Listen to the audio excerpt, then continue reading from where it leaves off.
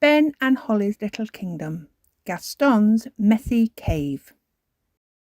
Ben Elf and Princess Holly are visiting Gaston the Ladybird. "Are you coming out to play, Gaston?" asks Holly.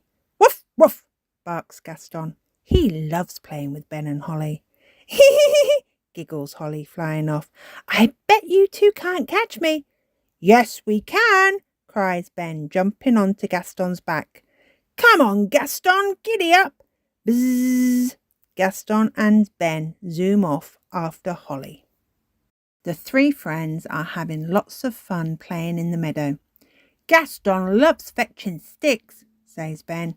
"Gaston, fetch." "Woof, woof," barks Gaston the Ladybird, running after a stick and bringing it back happily. "Well done, Gaston," cheers Ben. "Clever, Gaston," adds Princess Holly. "Woof," barks Gaston as Ben and Holly roll him onto his back to wiggle his legs. Suddenly they hear a familiar voice calling, "Holly, bedtime." "That's Nanny Plum," cries Holly. "I've got to go home now. Bye, Ben. Bye, Gaston." "Oh, we were having such fun," sighs Ben. "Never mind. We'll meet up again tomorrow," smiles Holly happily. Just then Ben hears Mrs. Elf shout to him, "Ben, bedtime." "Oh, that's my mum," says Ben. "I'd better be off. Goodbye, Gaston. See you tomorrow." "Woof," barks Gaston. Gaston is very tired, so he goes to bed too. His bed is inside his cave. It is very messy and very smelly, but Gaston likes it and soon falls asleep. Next morning, Ben and Holly go to Gaston's cave, but he isn't there. "Maybe Gaston's sad and that's why he won't play with us," says Princess Holly. "Maybe he doesn't like us riding on him and tipping him on his back," says Ben. Holly tells Nanny Plum that Gaston the Ladybird is sad and she comes to help. "No wonder Gaston is sad. No one could be happy in such a messy, smelly cave," says Nanny Plum. "Chop, chop, we must clean it up."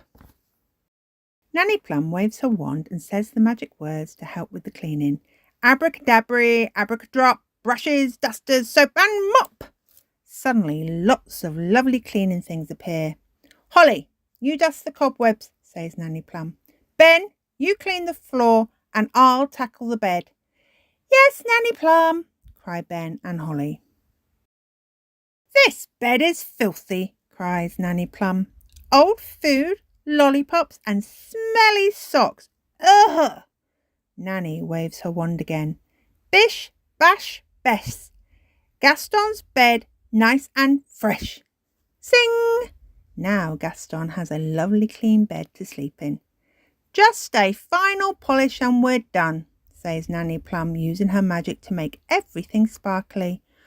"Ooh!" gasp Ben and Holly. Just then Gaston arrives, but he doesn't look sad at all. Ben and Holly tell him they are sorry for rolling him over and riding on his back, but Gaston says he isn't sad.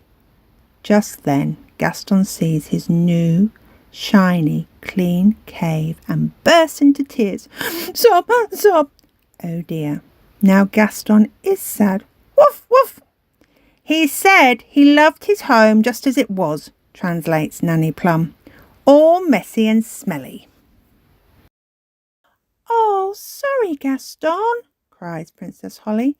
"We thought you needed cheering up." "Don't worry," says Ben. "We'll make your cave just the way you like it." "We're very good at making things messy," giggles Holly. Ben and Holly start adding cobwebs to the walls and making the cave as messy and smelly as they can. Nanny Plum uses a spell on Gaston's bed. "Zip, zap, zessy, Gaston's cave nice and messy." Gaston is so happy he jumps into his marvellously messy bed. "Let's add smelly socks," cries Holly. "And lollipops," cheers Ben. Finally, Nanny Plum adds a lovely layer of dirt over the whole cave. "Well done, everyone," smiles Nanny Plum. "That smells just as bad as it did before." "Hooray!" cheer Ben and Holly together. "Whoop, whoop," barks Gaston happily. If you ever want us to make your cave untidy again, Gaston, cries Holly, don't be afraid to ask. Yes, adds Ben, that's what friends are for. See you soon.